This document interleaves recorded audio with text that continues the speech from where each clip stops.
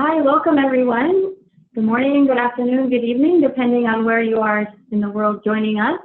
My name is Allison Flexen. I'm the Reading Program Specialist for the Reading Within Reach initiative, which supports the Global Reading Network. We're happy to have many of you from around the world joining us for our kickoff webinar on early grade reading program design and implementation, best practices and resources for success. As you may have seen already from all the announcements and the registration information, this professional development series was developed by Reading Within Reach, which is supported by the U.S. Agency for International Development. It's been a 5-year initiative implemented by a university research company, or URC. As I just mentioned, Reach supports the Global Reading Network to develop and share research, innovations, research, and resources related to early grade reading programming. If you know anybody who would be interested in receiving our information and publications, you can encourage them to go to our website at globalreadingnetwork.net, and they can sign up to receive our newsletter and announcements about events like this one today. Our presenters for this early grade reading professional development series include myself, Amy Palangio, our Reach technical advisor, who's co-presenting on the topic today, Aristark Limo, Reach Training and Curriculum Specialist, and Adrian Barnes from Florida State University. I should note also we have a wonderful support team here at Reach. Stephanie Kenner is online. She will provide technical, logistical support, so if anyone is having issues with the Zoom technology or you have other questions, please note that you can contact her. She is, I know, sending out messages now so you know who she is and how to get in touch with her throughout this webinar. So the purpose of this webinar series is to provide all of those in the community of practice around early grade reading and related issues with the latest on evidence on information, guidance, and resources to support the design and implementation of effective early grade reading programs. We know many of you have been doing this work for many years already, so we understand too that programs have already been implemented in some cases for several years. So we hope this information is also useful to those of you who have been implementing programs and are looking to hear about what other initiatives are doing, are possibly modifying and expanding your programs to larger areas or to include more topical areas. So it is really designed with a diverse range of implementation and program needs that we know are out there. Each session is focused on a key technical topic and includes a summary of research around that area, experiences for early grade reading programs, and best practices to date. And throughout this webinar series, of course, we're going to have opportunities for you to share your experiences and to discuss them. We'll be touching on cross-cutting issues such as gender equity, technology, inclusive education throughout the different webinars. We know these are really important issues to members of the community of practice, and they are increasingly important as well to USAID, who from the USAID education policy, as you may have seen already, is really emphasizing that programs pay more and more attention to issues of equity and inclusive education in particular. We're also going to discuss monitoring, evaluation, expansion, and sustainability issues in projects. We know that these are areas that organizations, country governments, and the donor community is really keen to better understand and to be able to address in programs, as again, they have been implemented for several years. And as I mentioned, although this is a webinar with many, many people spread out around the world, we really want this to be an opportunity for interaction amongst you. And while we are not able to allow people to speak during the webinar, we are going to take a lot of time to pause and allow you to interact with us via the chat function, to share your questions, to get direct answers from the presenters, as well as our colleagues around the world who also can answer questions and share experiences and expertise. So we look forward to hearing from you. And in the previous webinar series that we did in November, we really enjoyed all of the comments and questions and lively discussion that we had. So just a quick summary of the webinars that are coming up, as you will see on your screen. Today we're going to kick off with a general introduction to early grade reading programming. We're going to talk about what we need to think about starting in the initial conception phases, but then as we continue to implement, modify, and expand our programs, what are all these things we need to be thinking of? What have we learned to date in terms of what's working, but where are the gaps also, so that we can think about those gaps as we talk about resources for teaching early grade reading on July 10th, as we think about what strategies we're using to teach early grade reading skills and assess them as well, which will be on July 17th. We've heard from many of you how language is such an important issue in early grade reading programs, and we're going to dive into that issue in particular on July 24th. And then we'll wrap up the webinar series on July 30th with a discussion on continuous professional development in early grade reading programs. And that will include looking at teacher training from pre-service to in-service, ongoing coaching support that we know teachers need, and also thinking about how do we provide professional development to the many other educators and administrators that play an essential role in early grade reading programs. So if you haven't already registered for those, you can go to the Global Reading Network's website, click on the Events tab at the top, and it'll take you to where you can register for those. So I'd like now to introduce my colleague, Amy, who will be presenting today with me. Amy has more than 25 years of experience working in education program development, specifically in international program implementation as well, with a focus on literacy, government capacity building, and cross-cutting social development models. She's based in Tanzania, where she works as an independent education consultant. Amy first joined the Global Reading Network and REACH as a technical consultant in 2016 and has played an essential role in the production of resources and training programs like this. She has also worked for organizations including Creative Associates, the International Literary Association, the Global Center for Learning and Innovation, and World Learning. She's been a technical advisor for various U.S. government reading programs in Sierra Leone, Mozambique, Ethiopia, Tanzania, Bangladesh, Haiti, Indonesia, Kenya, Nepal, and the Philippines. So she's got a global set of experiences in her pocket that she will be sharing with us throughout the webinar series. Amy was previously the vice president of a U.S.-based educational professional development organization called the Collaborative for Teaching and Learning, and she has been a literacy assessment specialist as well. She earned her Master's of Education as a clinical reading specialist from the University of Louisville, and she has additional training in program evaluation and program management. So we welcome Amy and her breadth of experience to this webinar series. Amy, welcome. Thank you, Allison. Thanks very much. It's good to see so many people online today. It's my pleasure to also introduce your lead presenter today, Allison Flepson. Allison is the REACH Reading Program Specialist. She supports the design and development of resources and professional development opportunities for the Global Reading Network. Ms. Flepson, Allison, has 15 years of experience designing and managing education-related programs in sub-Saharan Africa. Prior to joining REACH, Allison worked for 6 years at RTI International, where she helped design and implement a number of early grade literacy programs, assessments, training guides, and resources. And one area of particular interest to her is this issue of language use in education, which she talked about briefly in the overview, especially as it relates to reading and early language learning. So I'm happy to be with you all here today. And I think we're going to kick off with section 1. But before we do, let's take a look at the session objectives for the day. As Allison noted, this first session is really an overview session where we're looking at the importance of the early grade reading initiatives in terms of improving all learning outcomes over time for children, the relationship between early grade reading initiatives and how that really has an impact on quality education in general. We'll take a look at the progress that we've made with early grades reading programs to date, and also some of the gaps that still exist. Focus on the cross-cutting issues, gender, equity, technology, etc., and then steps and considerations as you develop early grade reading programs and look at the concepts of how do you expand and scale, particularly focusing on this idea of planning for the end in mind, which means at the beginning of program implementation to really be thinking about expansion, scale, and sustainability. Today, we're going to be asking you to really interact as much as possible.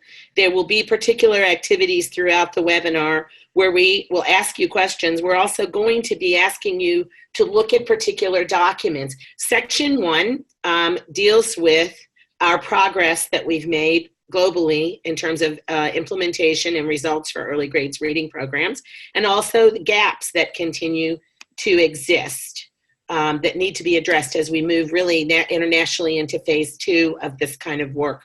So in getting started, one of the first things we want to look at and talk about is this relationship between reading and literacy.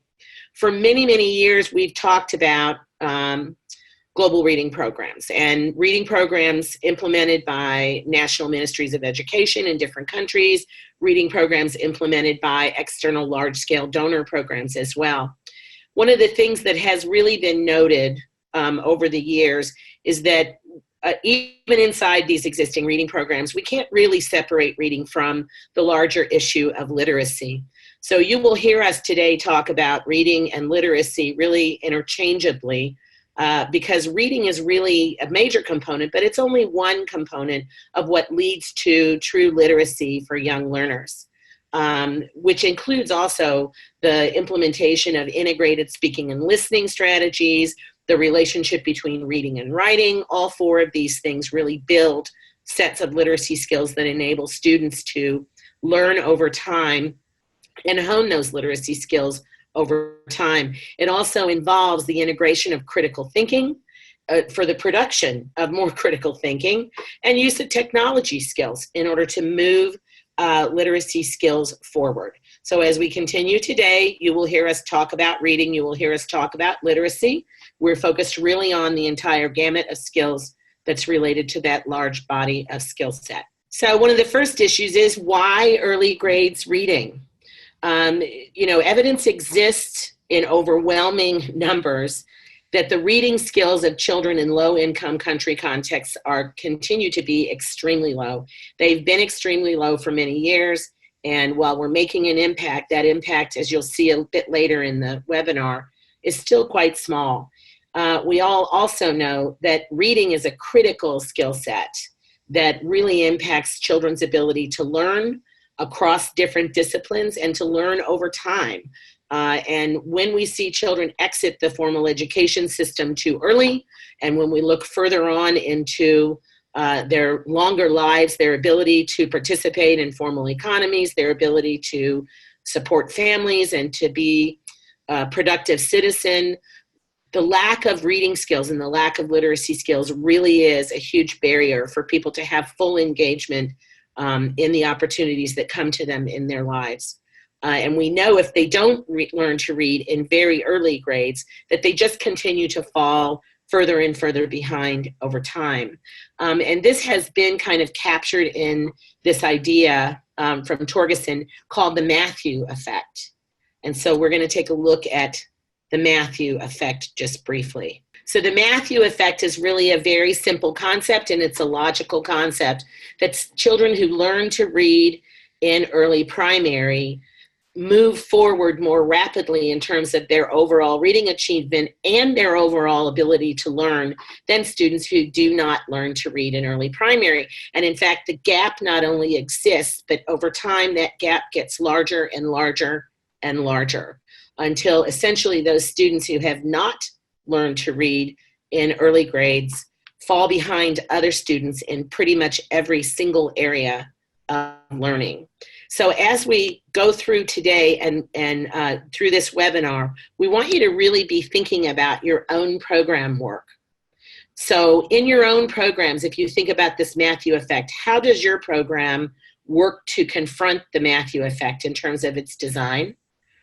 Do you have elements in the design that ensure there's early capture and support for students who are at risk of falling behind? In terms of implementation, a system for monitoring and providing intervention for those students? And inside your classroom models, what happens at the classroom level to be able to identify, intervene, and support those children who are at risk of falling behind more and more over time? So take a minute, if you would, because I think we do have time. to think about this Matthew effect and think about your own program, go to the chat box and see, share with us, please, anything that you're thinking about in terms of your own program and some of the things you may have done to try and get in front of this issue of the Matthew effect. So we've got a question from Irina about how the trend continues past schooling age. And one of the things we do know, particularly with girls in early grades, the effect of low literacy skills on girls as they grow into women, they marry, they have families, they have children. Those effects not only hit them economically in terms of their overall ability through lifetime to produce economically for their own families and participate in the formal economy, but it also has an influence on up to 2 generations of their future family. Women who are learning to read as girls in early grades have a much better track record in terms of keeping their own children in school, having healthy children who survive young childhood, and children who are much better educated and participate in formal economies as well. So we have a question also about why preschool is not included. These data simply here for the Matthew effect from Torgerson did not address preschool. So anyone online who would like to posit an idea about if we carry this back into the preschool level and we look at those pre-reading literacy skills, you know, the early pre-reading development of skills, any comments or any data to share, any program experience about this issue of preschool? Gap in grade 2 is not as big in grades 4. Yeah, the gaps grow over time. So for example, take a look at grade 1. You have small differences in students who are building skills. These are those very, very early skills in areas of phonics, in areas of phonemic awareness, and early frequently used vocabulary development. As you move into grade 2, then 3, then 4, up in 5 and 6, you can see the gap continues to grow. The reason the gap continues to grow is because if we have a lack of those early pre-reading basic skills, as children move into use of more complex text, they move into use of more complex skills. The lack of those early foundational skills has a bigger impact on the struggling learner in order to be able to keep up. So essentially, if they don't get those first year early skills, they continue to fall behind because developing those skills becomes harder and harder over time.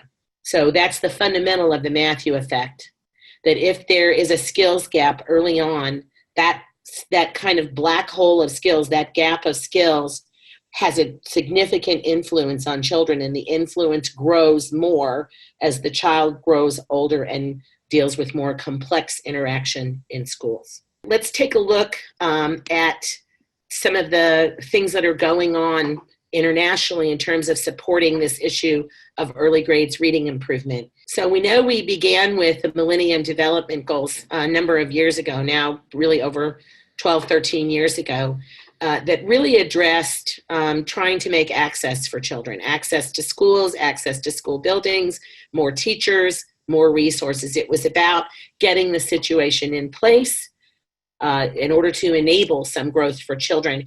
That moved into the Sustainable Development Goals, which naturally shifted in many ways from that access issue to learning outcomes.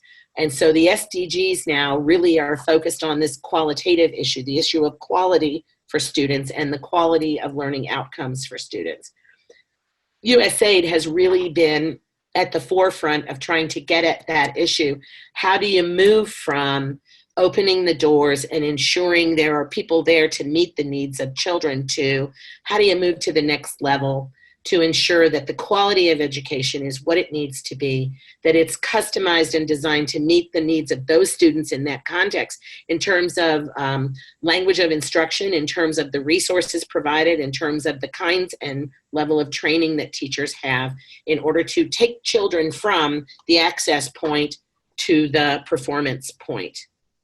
There's a number of other donor agencies that also focus on this as well, and you can see those on the screen. And as we move to the next screen, I do want to go back and address a question that came up toward the end of this Matthew effect discussion. In a case where a learner doesn't learn to read by grade 2, how can we help him or her?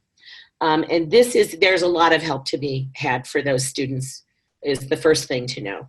And that includes things like making sure there's a variety of level of materials available. So if students are struggling to access the generally available materials at beginning of, say, grade 3, that those teachers continue to have access for materials that are more easily accessed by children at a lower level reading materials that still contain similar content.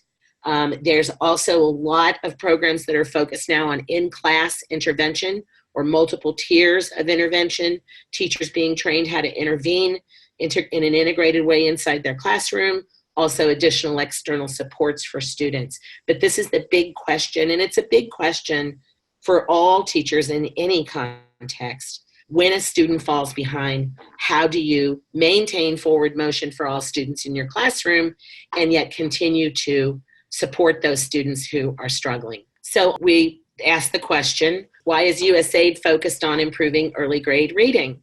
We've talked about this really so far, but I want to reference you to the landscape report on early grades reading, and this is available at the GRN website. It really pulls together a lot of information about what's been done, why it's been done, what needs to be done. And USAID knows that the bottom line is early intervention with early skills development not only improves educational outcomes over time, but it fundamentally improves lives in the long run.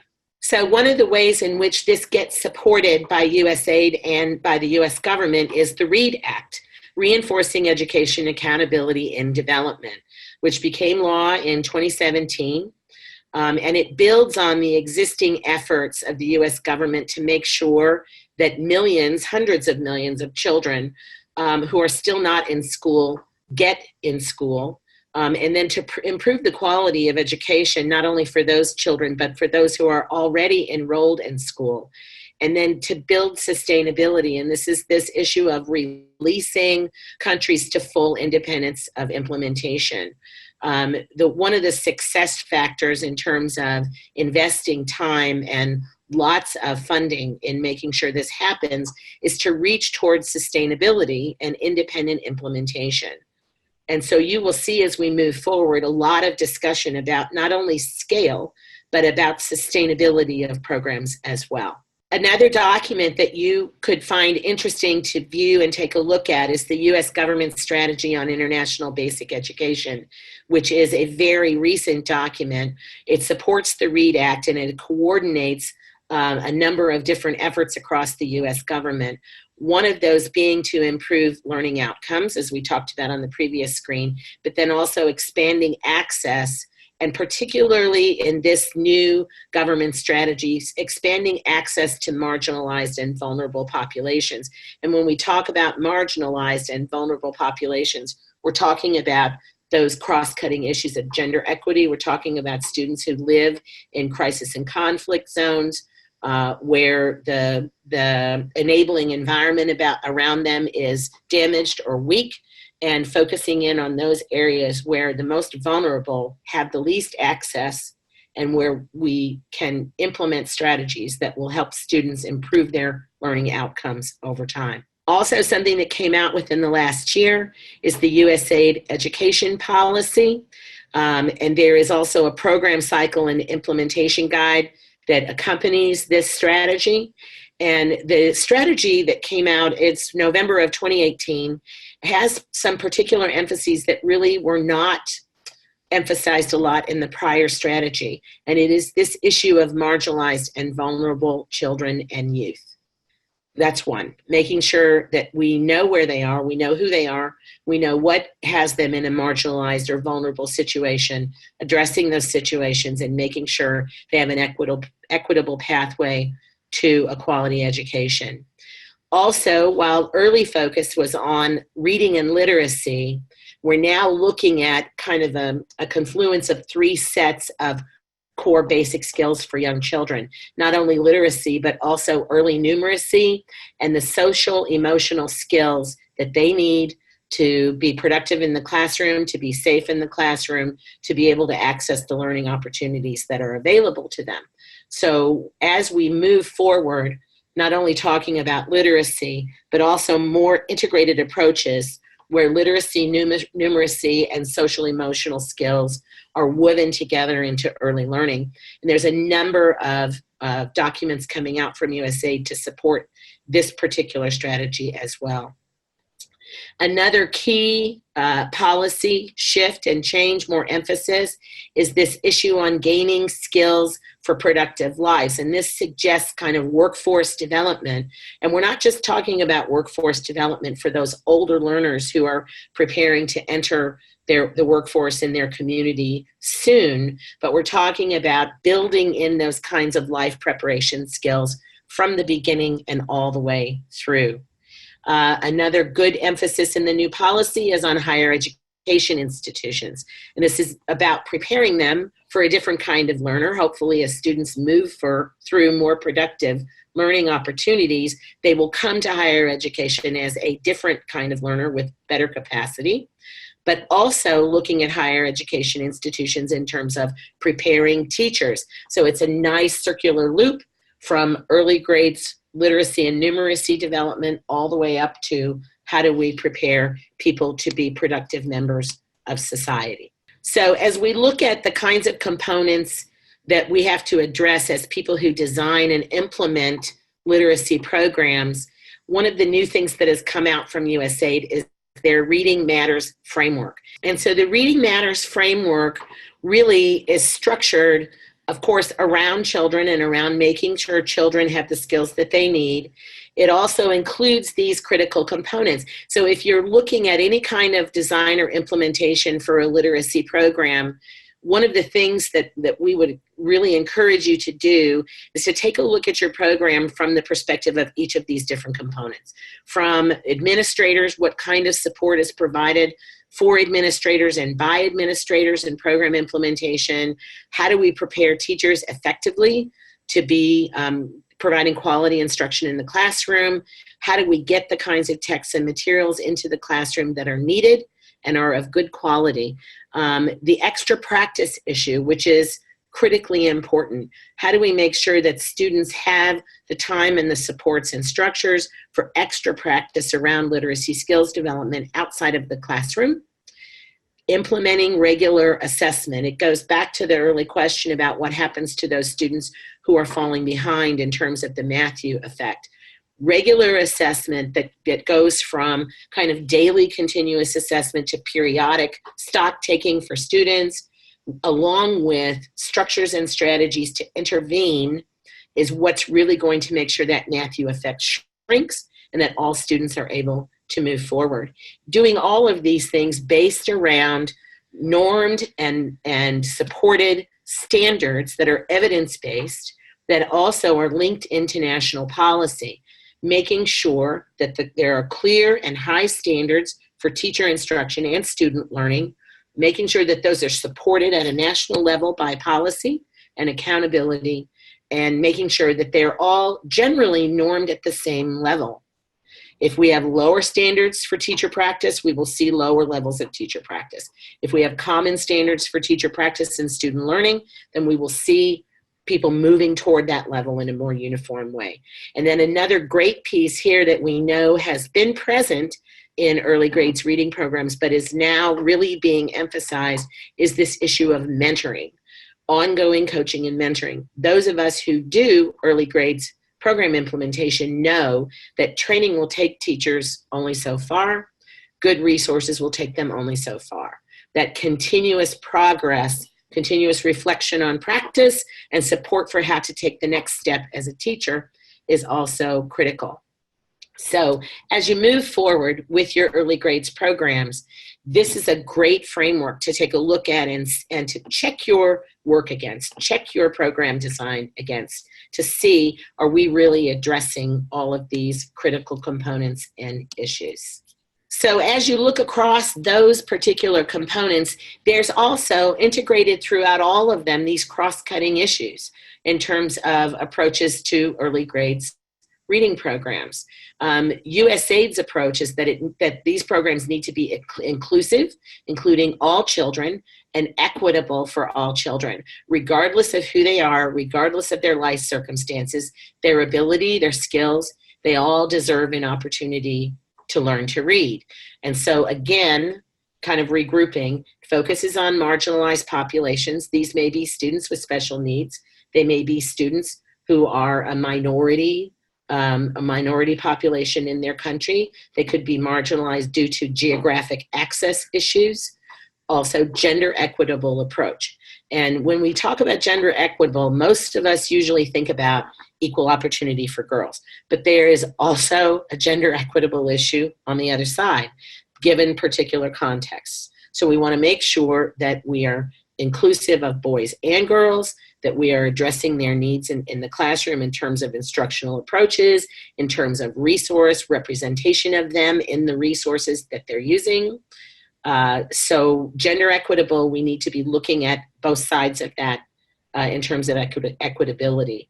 Also, children with disabilities and those children who are in emergency situations, who are in a conflict zone or a crisis zone, who may be removed from the standard education system, may require some support for temporary informal learning situations.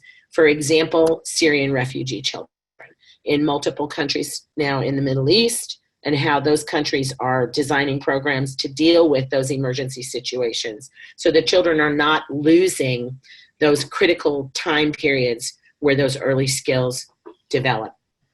And throughout the webinar, you'll see we've noted resources to help you learn more about those things. So to what has been accomplished so far. So from 2011 to 2017, 69.8 million children reached. So in terms of early grade reading program and the kinds of strategies, efforts, and initiatives that were out there, 69.8 million children reached. However, measuring outcomes for those children, the programs were really only able to measure outcomes for 28 million children. And so there's a second data point that's pending for more than 41 million children.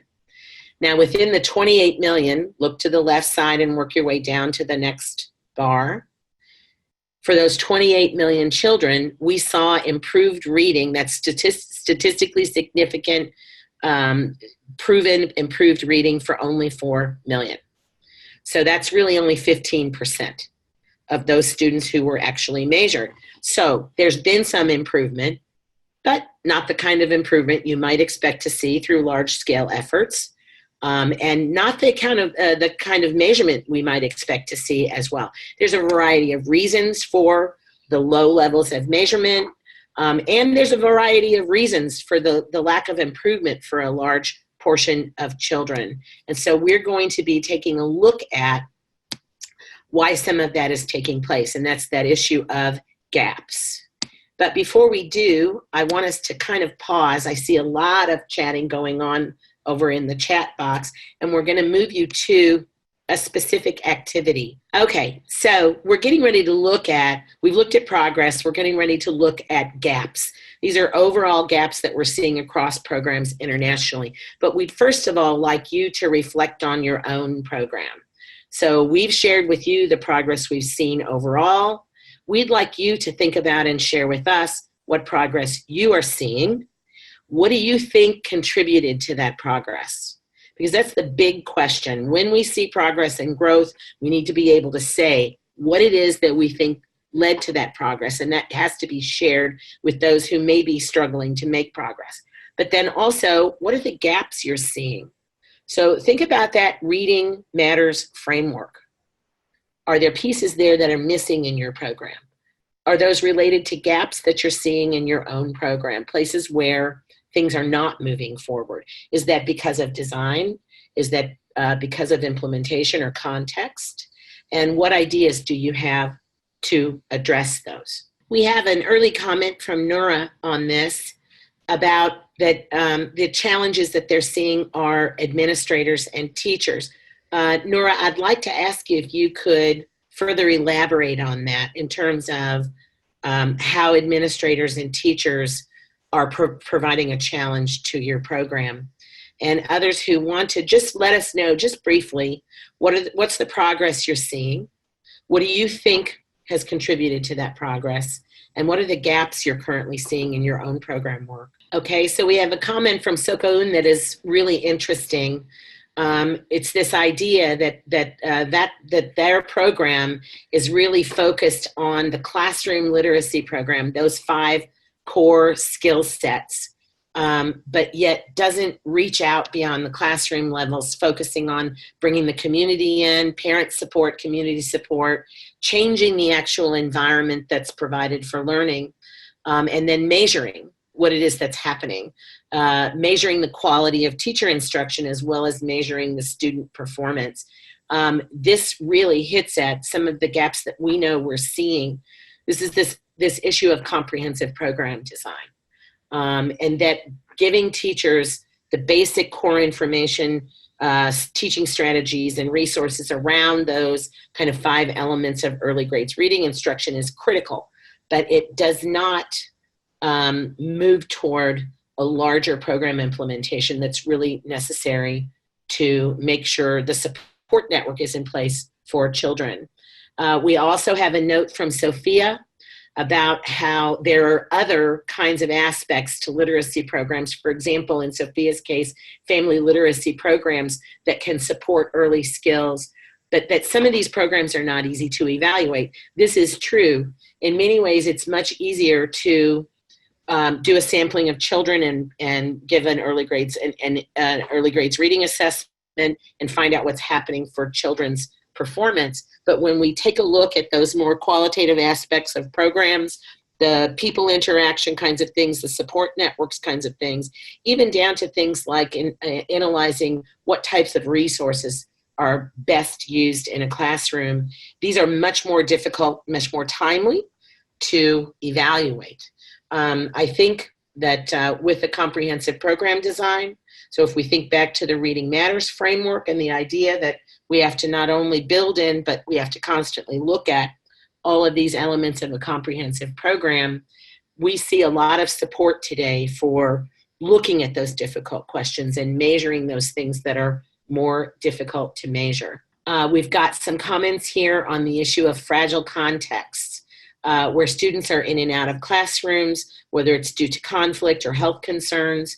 It does really make it quite difficult to continually provide a consistent education to children, to know what it is you're actually measuring over time. Focus, let's see, Nora talks about the issue of quality teachers in rural schools, the fatigue for teachers, also the teacher-student ratio, 1 to 100 in Nora's case. In my own case in Tanzania, we're looking at about 1 to 90, somewhere between 1 to 90 and 1 to 120. And that does create great difficulty. There are a lot of very specific strategies that can be used to manage this. I think one of the things we run into in programs is this issue of efficacy and the ability for programs to work with teachers and work within systems to build that sense of self-efficacy, that there are things that can be done. But there is also, again, the comprehensive issue. So we can't tackle student learning if we're not tackling all the other things that are either barriers or contributors. So either barriers to quality student performance or contributors to quality student performance as well. Barbara points out that a challenge is that school directors are covering a lot of different roles. And in some cases, in Barbara's case, this is due to a shortage of educators. And in other cases, this is due to a lack of clarity in the role of the school administrator. This is a very difficult challenge because, you know, we are charged in terms of program implementation to come up with strategies that can be long-term sustainable and implemented independently. So, for example, we might want to provide coaches in schools beyond a school director or beyond a head teacher or beyond a lead teacher. However, if we do that with external program funding that's not sustainable in the long term, we're setting up a coaching process that can't continue. And so it will not be able to be released to independence successfully and continue to exist. This is yet another example of how no one strategy works in a program without it being influenced by another barrier or being abetted, assisted by another access point. So working with government on policy, on funding allocation, long-range planning, teacher preparation, these are all critical factors that influence, one, how we should make decisions about program design, and two, the long-term sustainability of those programs as well. And James has noted some of these things using much more specific language than I have. The contextual issues, yeah? The accountability, how resources get diverted, teacher and pupil attendance. This is around efficacy, attitude, and understanding of importance. And then the motivation as well. NeuroNotes, time on task. For any of us who have been in a classroom doing classroom observations in programs, we know time on task is a continual issue. There's time in classroom, time in school, then time in classroom, then time on task. A lot of times what we're fighting in terms of time on task is kind of traditional methodologies in terms of what is school about and what is important to happen in the classroom. This is related in some ways to, I just had an experience observing in Ethiopian classrooms and interviewing school principals. And the school principals noted that in classrooms where our strategies were being implemented, the classrooms were noisy, the teachers were not at the front of the room, they weren't quite visible, the principal wasn't sure whether things were going on in the classroom. And this is a difference in point of view about what school should look like, what should happen in the classroom, how much time should be reserved for those kinds of traditions of schooling that are not related to education. So I think this time on task issue is a critical one. It's about reaching out to heads of school. It's about reaching out to teachers through training, giving good examples of what things should look like in the classroom, challenging carefully those kinds of norms in schools that actually interfere with time on task as well. So I want us to talk now about the gaps, and you've addressed many of them in your chat discussion, but we also have looked globally across a lot of programs to kind of pull together some of the common gaps that we're seeing. One of those is this issue of design and planning, that the kinds of activities that were designed for certain contexts did not always reflect that context, and were not always adapted and constructed within the authentic reality of the context. And so there ended up being kind of a lack of clear causal pathways between what was done and the effect of what was done, what caused what to happen, backed by evidence. So when we look at issues of design and planning, we can't reinvent the wheel with each program, and we should not. But we always need to take a look at what are the kinds of approaches that are available and tested out there, not only within our own context and not only within our own organizations, but broadly. And then what will adapt well into our specific context, what will not, and how do we link between what we choose to do and the unintended or intended results of those things. Another gap is in terms of instruction and skills. I mean, basically, we look at the numbers and we can see from the assessment of students that the gains were really small. The gains were small for children. The effect sizes were low. The numbers of students that showed statistically significant gains were still small. So we have a lot more work to do. Resources, in terms of resources for teaching and learning, there are delays in production. There are still problems with the supply chain management, getting those resources into classrooms. I think there was a lot of growth in the first 5 or 6 years of this major push to produce resources in context, to produce good quality resources, and also to train people at the local level to produce their own resources. But we have difficulty getting those into classrooms. And it links back into the instruction and skills because there's also difficulty then getting teachers to use them in a way that actually positively influences student learning.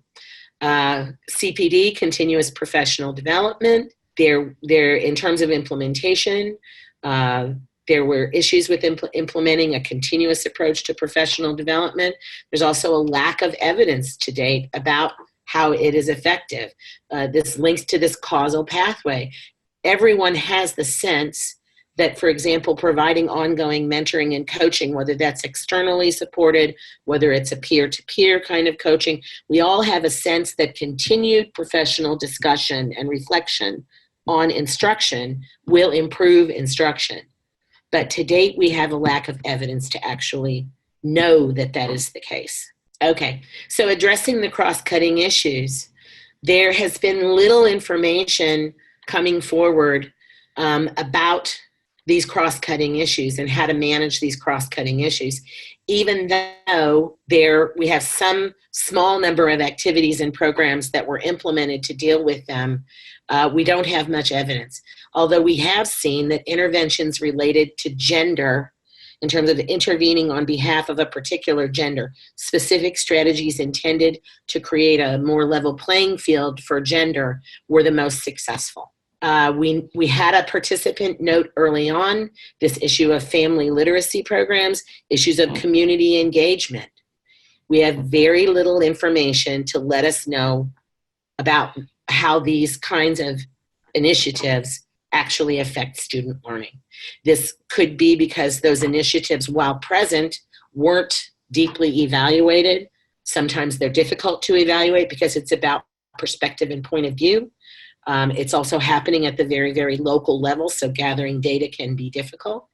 But we have very little evidence to know the effect of these kind of formalized, emphasized community engagement activities. In terms of monitoring and evaluation, trying to build ministry-housed monitoring and evaluation systems, this was generally not very successful. This goes to the issue of accountability and also in terms of pushing on policy, but it also goes to the issue of independent implementation, release to national independence for programs, and continued systems in place in order to make sure programs continue to happen. They're supported in terms of policy from government. They're supported in terms of monitoring and evaluation and accountability. And when we look at the way in which activities were packaged in terms of design, they didn't actually allow for evaluation of the specific components. So unpacking these program packages and taking a look at the different components, how they influence the larger effectiveness of the program was an issue. Then cost effectiveness is a specific issue as well. How to measure the cost effectiveness of specific aspects of interventions. Sustainability and scale up. Evaluations of existing programs showed little evidence of government's ability to take over its own reading interventions. Now, this is a long-term issue. Part of it we can see is because programs may not have really planned upfront with independence, scale up, and sustainability in mind.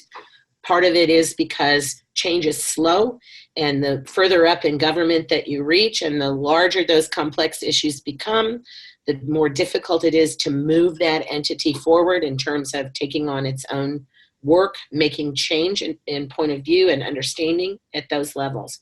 So we've got issues with knowing how to make sure scale up and sustainability can happen successfully. Okay, I'm going to hand you over to Allison at this point. Here, thank you, Amy, for that great overview of so many of the important issues that we've already had to grapple with and looking at the gaps as we now take us into the next part of our webinar on key steps for developing a quality early grade reading program. We realize that this is a really large topic and we could spend days on it, and we are going to circle back to it in the subsequent webinars when we talk about the specific component areas like teacher professional development, development of reading materials.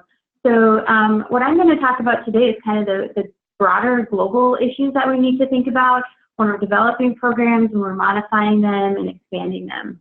So before we do that and jump into some of those steps and considerations, we thought it would be useful to think about the characteristics first of effective programs, because we know that these are really what underpins all of what we do, and no matter what kind of program we design, we have all the perfect elements to it. If we don't have some of these underlying characteristics, our programs aren't going to be effective. And so some of these might be so intuitive to us, we don't really think about them, but we do want to bring our attention to them specifically in your programs. And I think some of you have already called out a few of them in some ways in your questions and comments.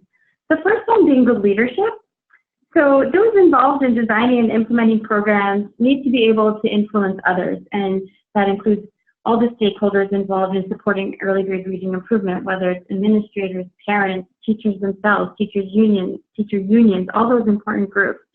They need to be able to effectively manage program partnerships, the personnel, the activities. So it's important that we take stock of leadership in our programs. I think a lot of programs have realized sort of midway or towards the end that maybe leadership is lacking in a particular institution or government entity that's essential, or they may not have it in certain aspects of their program team. And so taking stock of leadership, identifying areas of strengths and potential weaknesses, but also cultivating leadership, thinking of that as a key area of capacity building, that it's not just around, capacity building is not just around materials development or teacher training, it's even about the leadership that's really essential for the success and the eventual sustainability of programs. Alongside this, we have the need for collaboration, the need for establishing processes, tools, and norms for collaboration, and also communication.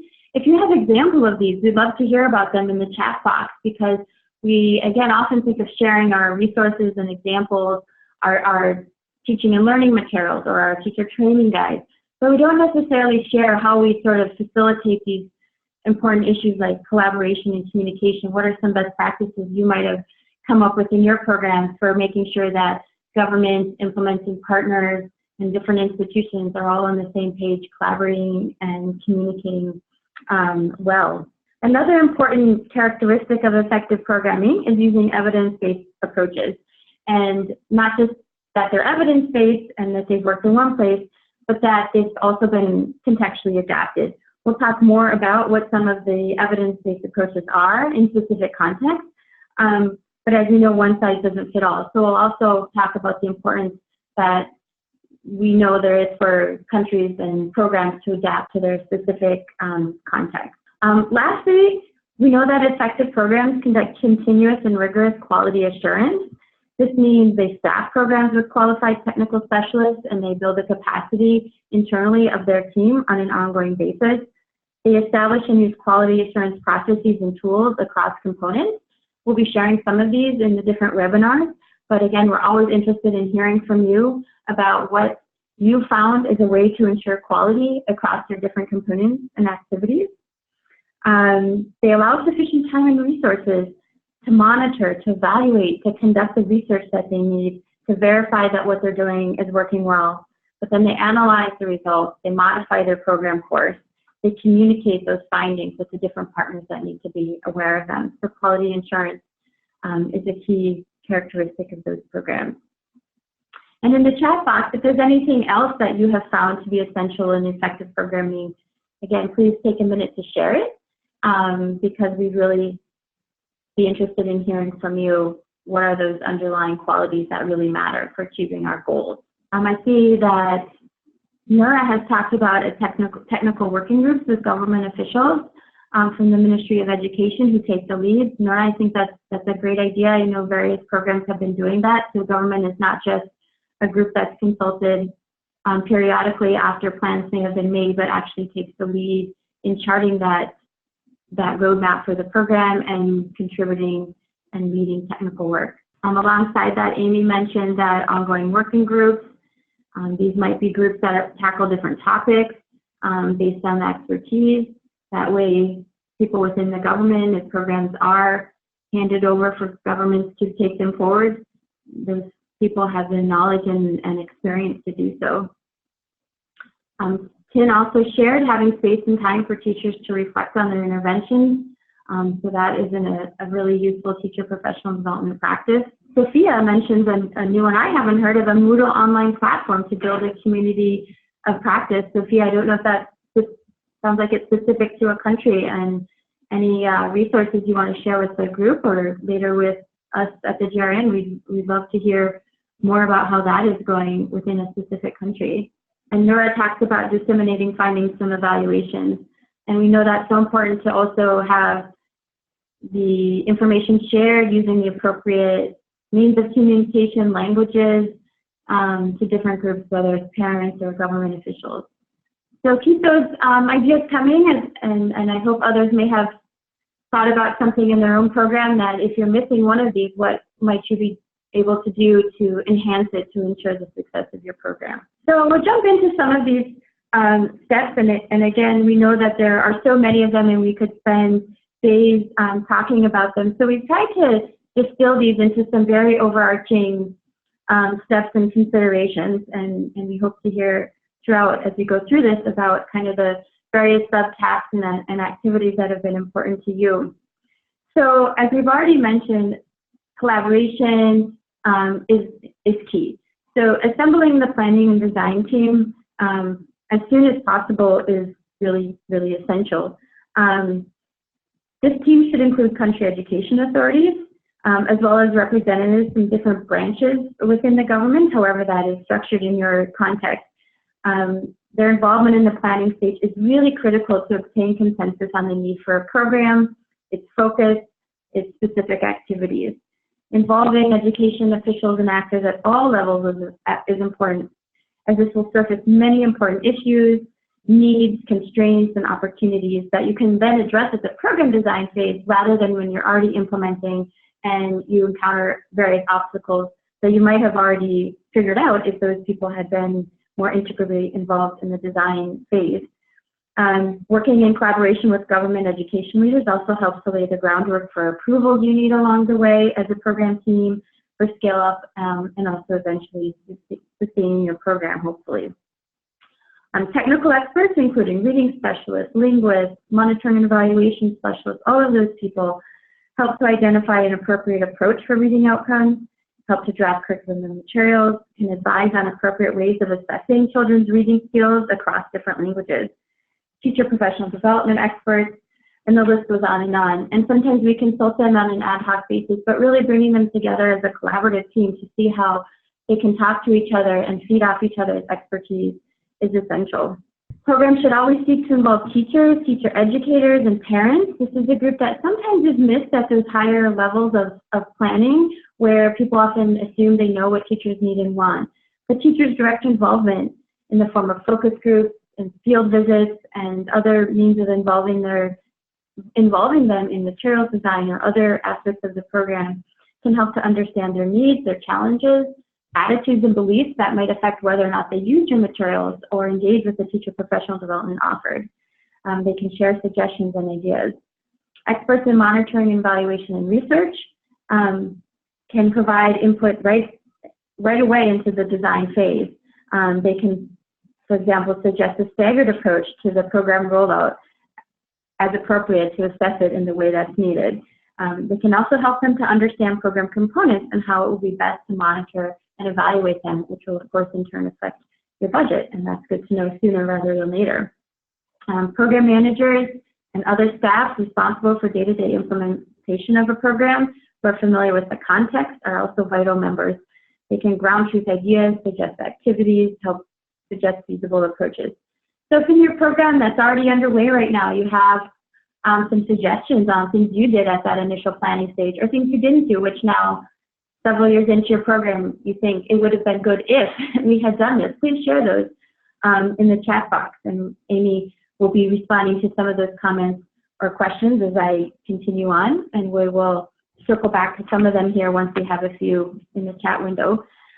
It's important to note that a design team can be dynamic. We don't need to necessarily think of this as something that happens only at the beginning. It's one and done, as they say, that certain people can be identified to plan different aspects.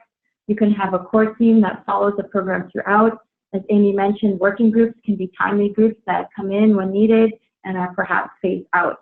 But the government personnel involvement is always key across that to help ensure that they are truly partners in the process of developing and implementing early grade reading programs. And lastly, I just wanted to mention the important role that assigning clear roles and responsibilities to those involved in planning and design teams mentioned technical working groups as well, like making it clear what is expected from people's involvement. Is it just coming to a workshop? Is it then contributing on an ongoing basis to design, planning, and materials development? It really helps to set those expectations and make people feel like their involvement is essential. So as Amy, you were commenting on the importance of building skill sets and commitment of key country actors. I think that is something that starts during the design phase as we find out what people's skill sets are and what they what additional capacity development is needed throughout the program implementation phase. So I'm going to move on to talk more about what is needed during that design phase, but also during expansion phases in terms of background information needs and research that we need to conduct.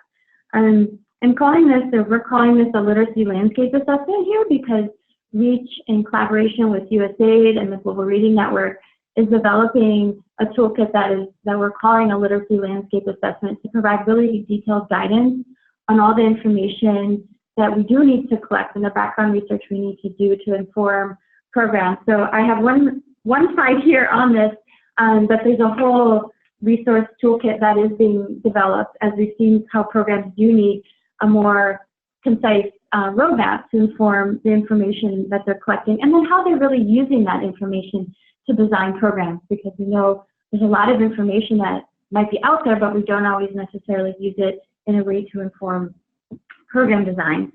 So this assessment that we're calling the literacy landscape assessment is essential to understanding context and needs, and to identify the approaches and activities that will most likely be effective in achieving outcomes, namely improving teacher instruction and student reading skills. The experience across many programs to date has found that significant background research is needed across a range of topics in order for programs to be well designed from the beginning. It can take time to conduct the research. For those of you who have done that, you know that it can take time and use valuable resources, but it can be tremendously useful in avoiding mistakes down the road.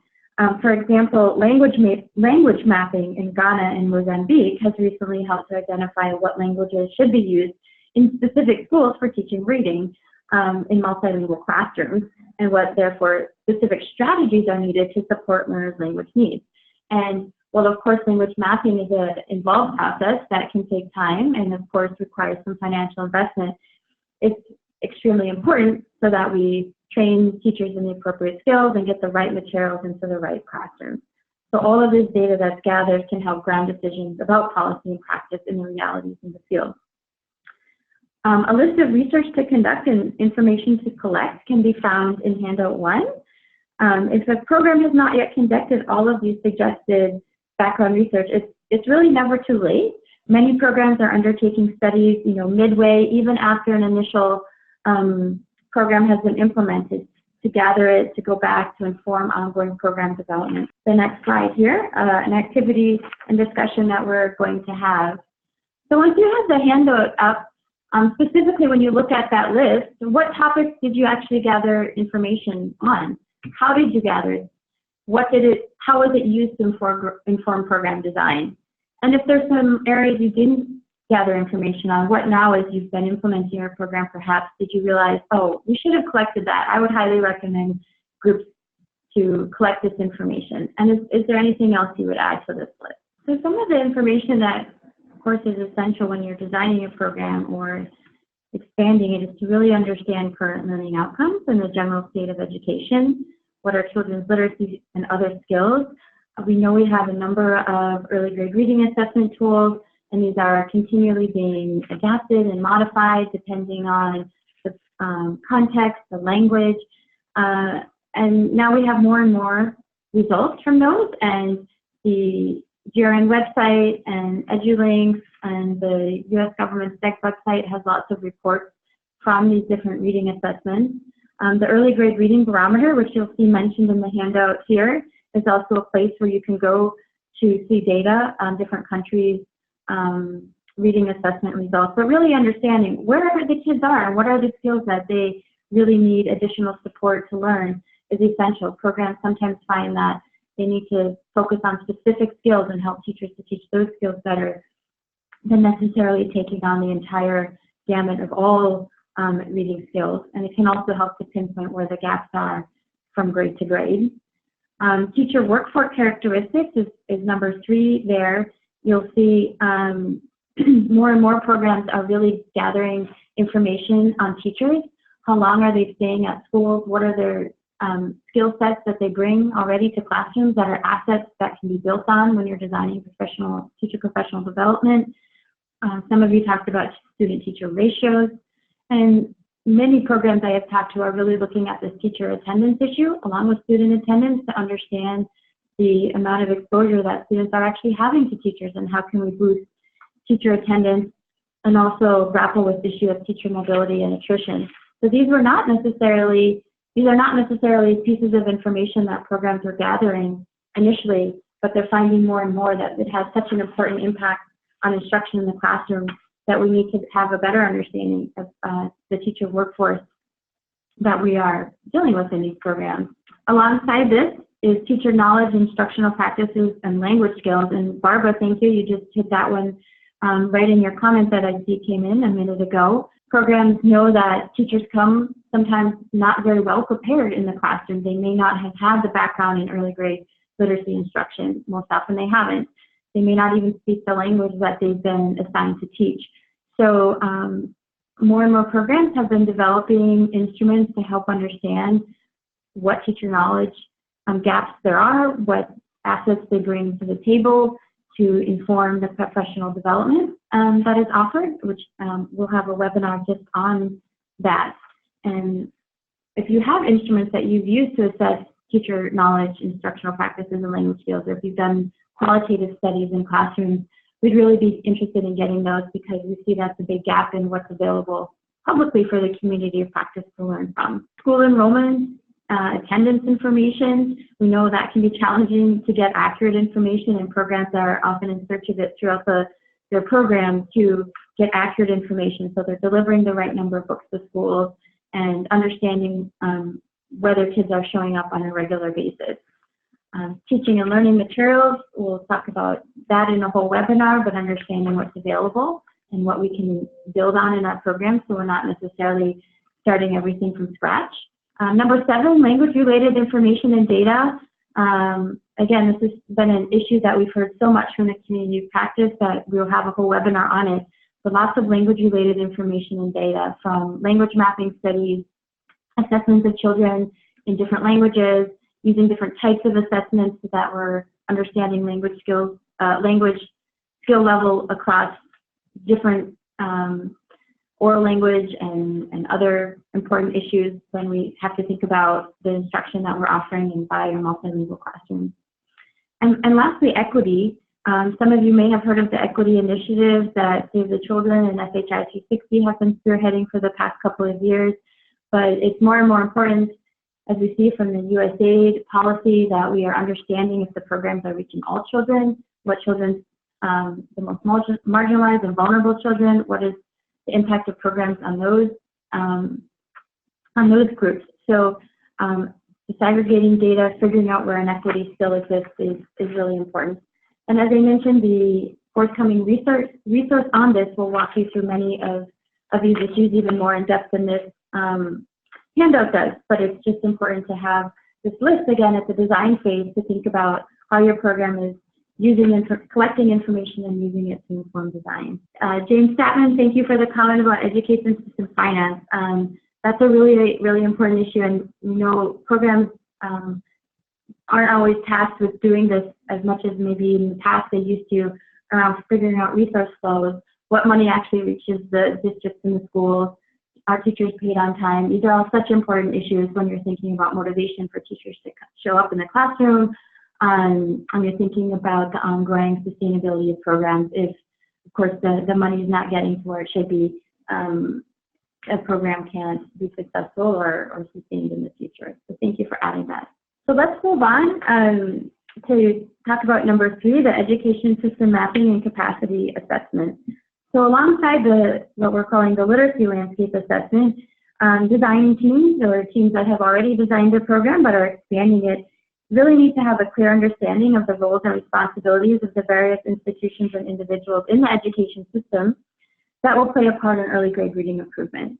So that includes units or divisions responsible for curriculum development, student assessment, development of teaching and learning materials, procurement and distribution of them, teacher in-service and pre-service preparation, education finance and budgeting, as James just mentioned, and monitoring and evaluation. So it's a lot, and I think in the earlier days of early grade reading programs, we really thought more just about teacher training and resource development, and as we see how early grade reading programs, the spokes of it touch on just the entire whole system, the education system, we realize that we need to have an understanding of the capacity of these groups and all the related issues to be successful.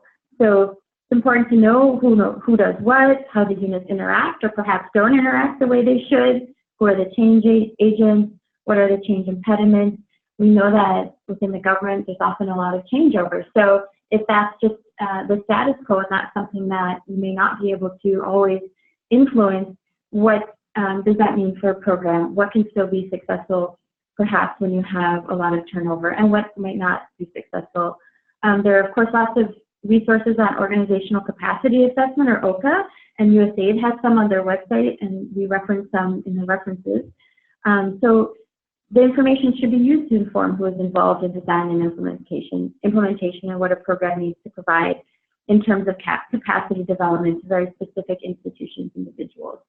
And again, if anything I'm talking about here is resonating with you, a great experience you've had, a difficult one you've had that you can share, please do so in the chat, and you don't have to wait necessarily for a pause to do that. Developing or refining your approach and activities, it's great, right? It entails a lot of tasks. Design and refinement is iterative in nature, and it overlaps with other activities like developing your budget, your monitoring and evaluation plan, which we'll also get to. The first aspect of this step that I want to emphasize again and again is this meaningful engagement with all relevant stakeholders throughout the planning process. Nora, I think, has been sharing some really uplifting examples of really engaging people from the beginning in the process so they understand what early grade reading is and what the importance of it and what their role can be. As you said, Nora, at some point, allowing people to share without any right or wrong answers so that they are involved in the process.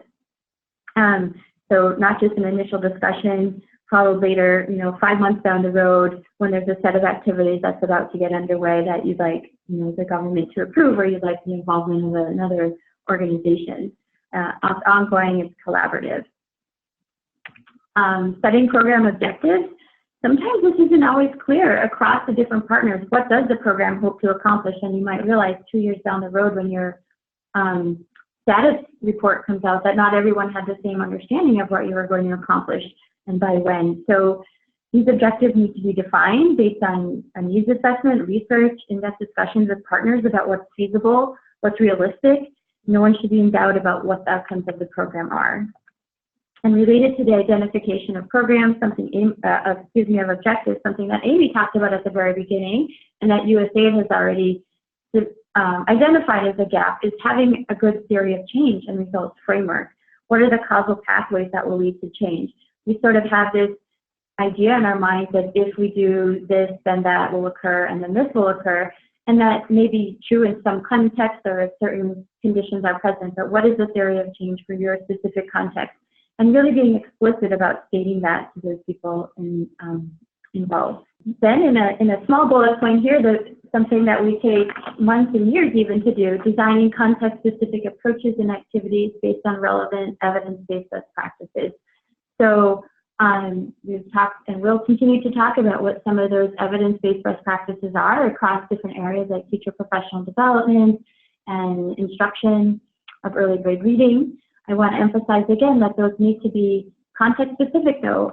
Sometimes we get excited hearing, what might have worked in Kenya or what might have worked in Guatemala or what might have worked in another country. But we really need to understand why it worked, what were the particulars of that intervention and the conditions in that country that allowed it to be successful, and we need to think about whether that would be appropriate for our context. And not all programs necessarily put equal emphasis on equal things. Some may need to focus on teacher pre-service and in-service in a way that's not a focus in another country. So everything is very context specific within this idea that there are some general best practices and there are some components that we do need to have to improve early grade reading outcomes generally. Along with having those approaches be relevant, evidence-based, contextually appropriate, they need to be aligned. And because of the way sometimes projects are structured and ministries are structured, we sort of have these silos of development of resources, development of teacher professional development, a monitoring and evaluation plan, and parental engagement, et cetera. But this really has to be aligned. If those groups aren't all talking to each other and they're not complementary activities, both in terms of design and phasing and approach, it won't be successful. So I just want to emphasize that alignment. And of course, considering costs, something that we'll talk about when we think about budgeting, but I want to include it here so that cost analysis is seen and cost considerations are seen really as integral to the technical design and approach. We can't have the technical design run away without the train car related to cost. And also field testing and pilot testing of approaches. This can be at the very micro level when you're doing teacher professional development or resource development. We'll talk a bit about ground truthing, field testing of materials and specific approaches so that we don't have to design programs at such a large scale. Or we can even have programs that are already operating at quite a large scale that then do smaller field tests, trying out new things, concepts of proof, before we do it on a large scale, and that helps to inform design before we roll something out and realize all along that there were some things that could have been changed. And as you'll see in the box to the right, designing with scales and sustainability in mind. We know from the beginning sometimes what will be feasible in a context at a larger scale, and if a government is to be self-reliant. And so we need to think really at the beginning about what those parameters are, while at the same time, of course, understanding we do want to try some new things to see what would be cost effective. Continuing with the development of approaches and activities, I want to really highlight the issue of integrating cross-cutting issues, gender, equity, inclusion, conflict of crisis. For those of you who have read the U.S. government's strategy for basic education and the USAID policy, these are really, really important cross-cutting issues that I think we were all happy to see get much more emphasis than have been. There's resources at the end of this presentation on those different topical areas, so you can find more information if you'd like, and we're going to be trying to touch on them throughout. I wanted to highlight one new resource from the Global Reading Network called the Universal Design for Learning to help all children read. You may have seen this already. We've presented it at the Comparative International Education Society's recent conference, and there's some upcoming trainings in August if you're interested in understanding how we can be designing our instructional approaches and our programs generally so that all children can benefit from them. So universal design is something really important, and I wanted to highlight this resource here. So agreement among stakeholders on all these critical issues that we've been talking about and will continue to throughout the webinar series is needed to inform your approach, your activities, and budget. I wanted to highlight a few here. So objectives, targets, and indicators, mentioned again, but it's so important that people get on the same page about what you're expecting to accomplish and by when. Languages to be used for reading instruction. Sometimes we take this for granted, that we are all on the same page also about languages to be used for reading instruction and when and how these languages will be taught. Something to really have consensus about early on. Skills to be taught in instructional approaches, and my colleague Adrienne Barnes will be talking in a few weeks about what are these key early grade reading skills, when do we need to teach them, how do we need to teach them, and programs need to understand which of those and will be taught in their programs and emphasized at different points throughout the grade or in particular areas where they see those needs, where they see particular skills and instructional approaches are needed. Copyright and licensing of materials. When early grade reading work first began, I don't think anybody was thinking about these issues, and as we have developed more and more materials and are getting, seeing that there's a need for really addressing how materials are copyrighted, how they're licensed, more and more resources are now becoming available. The Global Reading Network has some already on our website, and they are in the reference sheet that you got to if you'd like to see recordings and to see some presentations already on the issue of open licensing, for example. You can also register for a GRN webinar on this topic. On June 27th, we actually have 2 webinars taking place, one for an Africa-based audience and one for Asia-Pacific audience. If that's where you're located, you might find some of the presenters and issues discussed relevant to your context. Excuse me, those are June 27th and July 18th. Materials to be developed and procured, another area that we really need consensus on, and sometimes don't find it exists until the ball's already rolling. And how program resources and results will be shared and with whom. It's really important to figure that out early on, and of course to keep adapting, but to make sure there's some consensus early on. I've encountered for numerous programs, for example, that programs have been operating for years, but the resources and results aren't shared necessarily with all program actors or necessarily even publicly, and that has been something that programs have struggled with because there wasn't consensus that that would be something that would happen. And lastly, equity inclusion issues.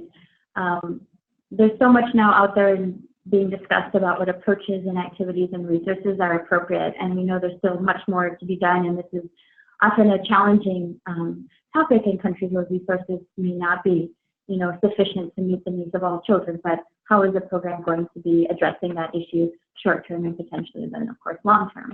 I wanted to share maybe just a few of the chats. Some of you have probably been following along and read that. Amy mentioned that the Ethiopia Read 2 program is an example of a small-scale pilot currently testing a peer coaching model in a small number of schools before refining and implementing it. That's great to hear, Amy. We'll talk about in the presentation on coaching, a lot of programs are developing different models now. They've been doing something for a while, finding it may not be the most effective, and trying something new. So that flexibility and that openness to doing small-scale piloting and refinement is really important. So without getting too much in the weeds of budgeting and finance, we did want to highlight the importance of cost analysis. USAID is also realizing this is a really important issue, and just in 2018 and 19, they've released some resources on cost analysis that you might find useful. There are also links to them are in the references section. The topic is also going to be covered in the forthcoming resource, the Literacy Landscape Assessment Tool. But suffice to say that cost analysis first involves gathering information about costs of key inputs, and then analyzing these costs in different ways to understand, what's driving costs, what are the contextual factors about costs. Costs might not be the same even in neighboring countries, even within a country, as many of us know. Time sensitivity, beneficiary sensitivity, reaching children in harder to reach areas, reaching more marginalized populations or children with specific needs, of course, affects the cost. And so there's much more guidance now on how to think about costs and also to report about costs, which USAID is requiring, so that they can also better understand cost issues and cost effectiveness across programs. And I just wanted to call out those resources. And again, the importance of developing a budget hand in hand with the technical approach, and understanding of the resources needed to implement significantly affects what it can include. Some of the important considerations are listed there: the geographic location of your program, number of schools, how many languages you're going to be teaching in, teachers and students to include, monitoring and evaluation approach. What research studies do you want to do? Often programs get sort of midway and they think, well, we wanted to answer this question and find out this, but there's not a budget for doing some of that really important and interesting monitoring and research that can answer some of the important questions we have around teacher instructional quality, around coaching, just to name a few of the big ones that I think more is being done to try to get at some of the unknowns that we've had in early grade reading program implementation and effectiveness. Just going to call out some staffing considerations that I would love others to chime into as well, that I have personally experienced and heard from many others about staffing, and this influences budget, and this influences your technical approach as well. And the key one being, of course, having sufficient staff to successfully carry out the proposed work. We are realists. We understand that programs have limited finances, but certainly making sure now, as we've learned what it takes to implement programs, making sure we have enough people to develop materials, to continue to work with teachers, and to develop teacher professional development programs. That those people have the required skills and knowledge to do so.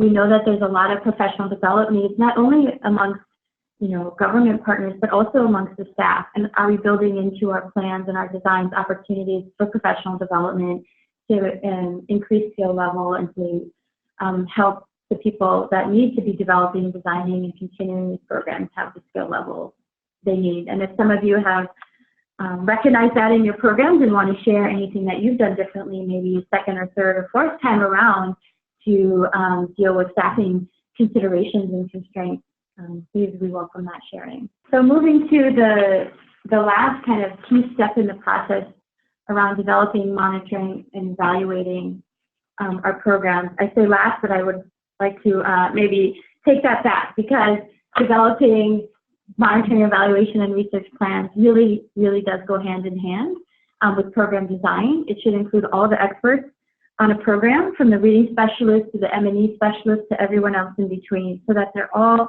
understanding what it will be monitored and evaluated, what the intended data is that you're going to be collected, what are we expecting to learn from monitoring evaluation data, and what do those different specialists all need to know. So these plans can't be just designed by monitoring evaluation specialists, but involve, for example, people involved in teacher professional development. Amy mentioned at the very beginning, a big gap in teacher professional development, and what we know works well is that programs aren't evaluating it well. They're not connecting it to changes in teacher practice and changes in student skill level. So thinking about working with our teacher PD specialists to come up with realistic and evidence-based plans for evaluating our teacher professional development approaches. Thinking of how we're designing programs to assess the relative impact of the different components like teacher PD is something that we can be doing a better job of, as we've seen across many programs. We can't necessarily untangle whether the coaching had an added value in the terms of the teacher's professional development, because it wasn't necessarily evaluated separately from a greater package of early grade reading improvement. And embedding research into program plans. So I mentioned this just a little bit. Qualitative studies, longitudinal studies are really essential. A few programs I've heard are doing this, but there's just a great need out there, I think, within programs to do it even better. Some of these considerations in the right-hand box there around tracking fidelity of implementation in a way that we understand, are the results because something in our design was not effective, or is it really because it wasn't implemented with fidelity? That still is a big question in many countries and programs, and it's unfortunate because it would really help us to know if we need to correct the course of our technical approach, or if we need to figure out why programs aren't even being developed as we'd like them to in the first place. Another gap is metrics and outcomes on government capacity. Amy also mentioned this is one that USAID had noted early on, that we really need to understand capacity issues and how we can improve it, and whether as programs expand and we seek for them to be sustainable, whether there's the capacity in the different areas that we need to be. Cost effectiveness of activities, we're getting better at this, although just because the program has been evaluated for that and it's deemed cost effective, again, we need to be cautious always in what we take from one context to the other. And one size doesn't fit all. Sometimes we hear a lot about RCTs or a specific type of a study, but different monitoring, evaluation, and research approaches and different instruments are needed across programs. But it would be a great start now if we could start sharing what we are using. And at the Global Reading Network, we're always happy to hear from you and to be able to incorporate your resources and your experiences into webinars like this. If you think about the key steps that we've just shared, we wanted to hear more from you on your own experiences. If you could share a brief story, any one of these 6 major steps that we know are important. What steps did you feel in particular need more attention in your work, or work you've heard about to inform ongoing implementation, the redesign of a program, or the expansion? Could just share something that might be an interesting lesson learned for others that they could take away. I'm going to turn it now back over to Amy, who's going to bring us into discussing issues of scale-up and sustainability. Thank you very much. I am going to spend a brief amount of time talking about these issues of scale-up and self-reliance. A lot of times, you can move to the next screen. a lot of times when we talk about scale up and sustainability or self-reliance, we talk about them as kind of a package, but they're not the same thing, and they don't necessarily happen simultaneously or by magic. So scale up, what we're talking about here is the expansion of a program. And usually when we talk about scale up, it's not expansion into new elements of programs, but it's usually in terms of the size of the program and the number of the beneficiaries, the students that it reaches, the schools and the teachers that it reaches. Planning for scale up front is critical in terms of making sure that a program design works its way towards scale up over time. Also self-reliance. When we talk about sustainability, we're really talking about self-reliance. The concept that a national program can rely on its own knowledge and skills, its own financial structures, its own operational structures to continue the work beyond the scope of external intervention, to be self-reliant in long-term implementation. And it's important to keep in mind, you can scale up a program and not move that program to self-reliance. So in terms of all of the steps in planning and design that Allison talked about in the last section, it is critical that these two issues, both scale up and self-reliance, be dealt with in early design of programs and dealt with independent of one another, since they really are not answered through the same set of strategies. So when we look at scale up, there are some key characteristics. One, we've talked about a lot today, planning scale up from the outset. If we don't plan from the outset, we will find that our numbers in the end are not where we want them to be, and scale up becomes impossible. Getting those leaders in place and the champions in place that can legitimize and support the innovation from the very beginning, working in partnership with those folks, working in partnership with ministries of education to build skills, build commitment, build motivation, and turn over skills, strategies, and operations slowly and over time, which of course suggests we've got to have genuine collaboration and coordination. Not just sharing of information with government entities, but collaborating from the beginning in the design, in the decision-making, in data analysis and reflection, and the continuous data that's coming in about a program, making decisions as partners. Also, being able to be flexible in terms of the adaptation of programs. Not all programs, even within a particular country context, are going to work in every situation and everywhere. And so what are the kinds of things we can look at throughout program design and implementation where there are some areas of flexibility or adaptation of particular elements that maintain fidelity to the core standards, principles, and content of the program, but allow for flexible adaptation. This is also an interesting idea for field cases, for field studies and field testing, trying different approaches in different areas, even within a particular program. Making sure the system capacity exists. And this goes to everything from the policies are there, the government entities understand and support their own policies, they understand all of the program elements that are necessary, how to implement those, how to know if they're being implemented, dealing with operational capacity, financial capacity, and human resource capacity all at the same time. When you plan for scale up, you have to pay close attention to the cost effectiveness of that scale up. Is it possible to scale to a large level and still have that program be cost effective enough that that can lead to self-reliance in terms of program implementation? And how do you plan to use your resources in a way that are cost effective as well? And then, of course, the performance tracking. So can we build into our programs sufficient data collection, both quantitative and qualitative, not only around student performance results, but around change, those causal elements, what activity or what intervention causes what kind of change, to make sure we've built enough evidence to inform what a real scaled up program should look like that is realistic, and then again stands the chance of moving toward independent sustainability. So when we look at some efforts to scale up EGR programs, you can see 10 countries are highlighted here, and it gives us some insight into how to scale up early grades reading programs.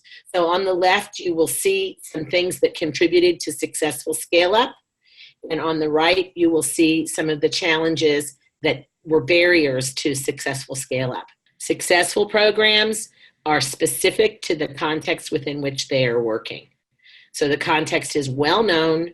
It's taken into account early in the design portion of the program that these particular interventions have to be able to work in the realistic setting. Also, full-on collaboration between funders, implementers, and government. When the relationships are strong, when it's true partnerships, in collaboration, those programs were more successfully scaled up. Linked to that, on the right-hand side, failing to build government capacity to carry out the implementation at scale is a real challenge and a real barrier. If the government doesn't have the skills that it needs and the structures that it needs to carry out implementation at a large scale, you will never move toward that area of self-reliant implementation. Also, enabling conditions, insufficient enabling conditions to institutionalize the program components. So are there things in place that act as enablers for particular program strategies to move forward, or are there things in place that are barriers to moving those program strategies forward? Anything else that you can think of that you see as successfully scaled up program elements or barriers you've seen that have kept programs from moving to scale up? We'd love to hear about them. So, improvement framework for scale up. We have a handout in your packet, and given our time constraints today, I'm not going to have you spend any time on that today, but I want to encourage you to take a look at it. The Early Grade Reading Program Scale Up Framework and Checklist. It includes all of the different relevant aspects of the existing approaches to scale up. It also takes into consideration the idea that early grades reading program improvement efforts are usually funded externally, but they do have the aim of being scaled up nationally and integrated into a country's system over time. So it's critical to take a look at this checklist as you think about your own programs, scale up capacity, to see where it is that you may have gaps or you have leverage points that you can use to move that idea of scale up forward. There are 3 key aspects of scale up that are included in the framework. You can see them in the blue box. The ingredients for success, what's needed for success, a roadmap, which is how do you get there, and the enabling environment. What are the conditions that have to be in place in order for scale up to be able to happen? So I encourage you after the webinar today to pull handout 2 and take a look at it relative to your own program work that you're engaged in currently. Okay, so here's where we want to take some time to have you take a look at handout 3. Okay, so you can see, I think on the screen, handout 3 is there. Conditions and considerations and conditions for scale up and sustainability. So I'm going to scroll down very slowly. So some of the conditions and considerations, demand for improvement is essential.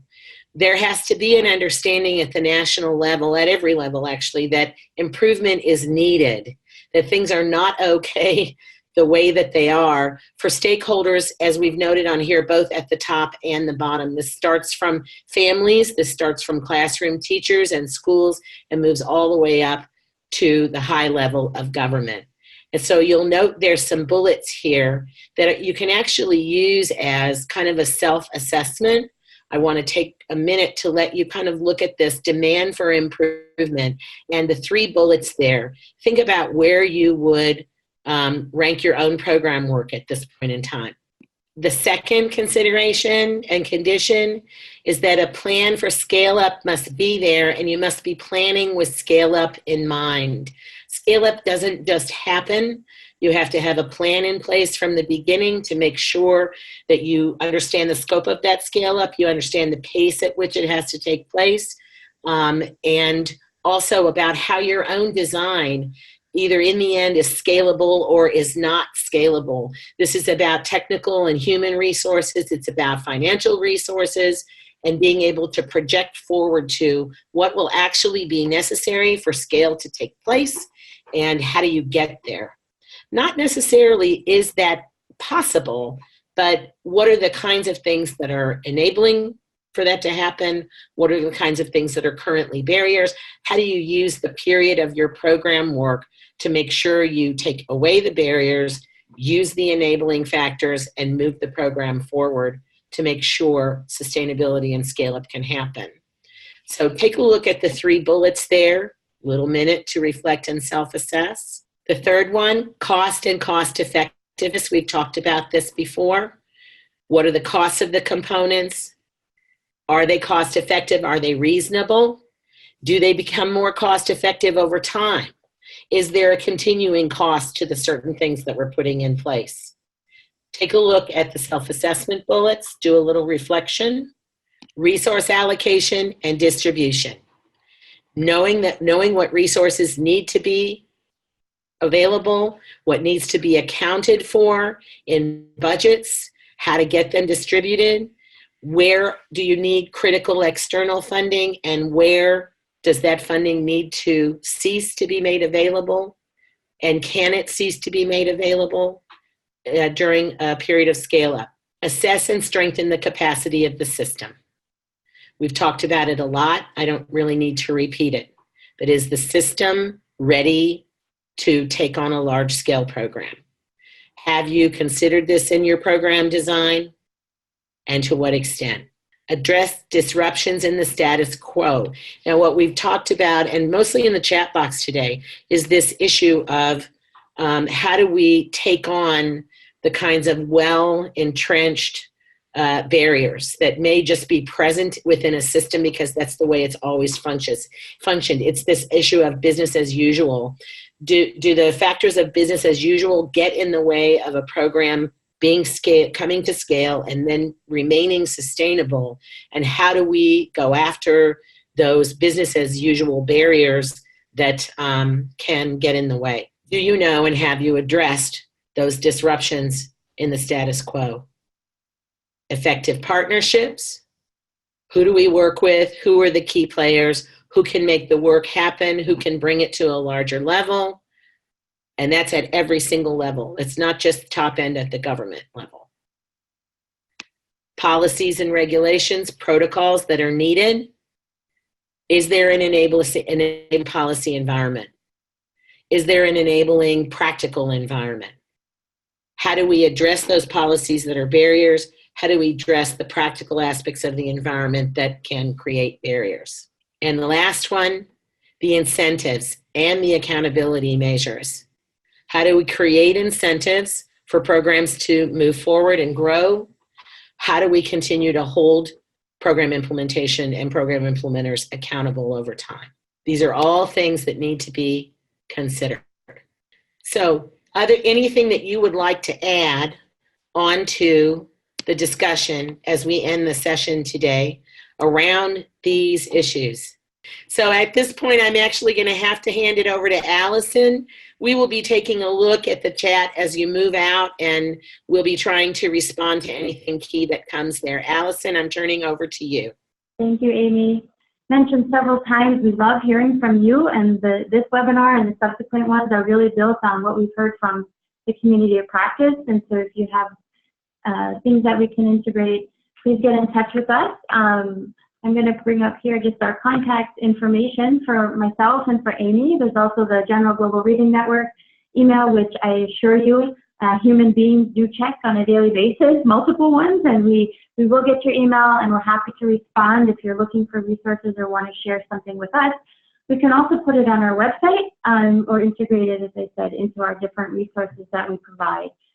So thank you so much for taking the time out of your busy schedules and maybe late at night for some of you to attend today's session. All of the presentation materials and handouts are going to be posted to the website. Previous iterations are already there, but we'll get those up very shortly and send out a link to you where you can get this PowerPoint, and then we're also going to put all the handouts that we sent you just in the Google Drive. The list of upcoming webinars is here. I'm just going to highlight one of interest tomorrow. The USAID is presenting on adapting EGRA, the early grade reading assessment, to include sign language. So again, in the interest of making sure that our programs are reaching all learners, what can we do to understand the skills and needs of children with hearing impairments? So please register for that one and all of the upcoming ones. And if you aren't already connected with us, we are on various social media. We put out interesting information, links to other resources here as well. So we hope to find you there or at the next webinar. So thank you again for joining us, and have a good rest of your day or evening. Thank you, everyone.